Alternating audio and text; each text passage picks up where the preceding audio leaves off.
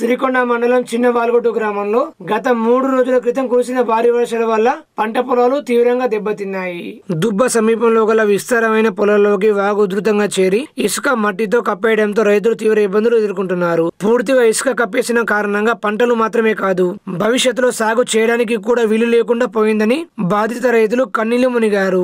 మా కష్టం మట్టి పాలైంది, ఇప్పుడు పొలం కోల్పోయామంటూ వారు ఆవేదన వ్యక్తం చేశారు. ఈ విషయంపై ప్రభుత్వం వెంటనే దృష్టి సారించి రైతులకు తగిన నష్టపరిహారం అందించాలని వారు ప్రభుత్వాన్ని కోరుతున్నారు.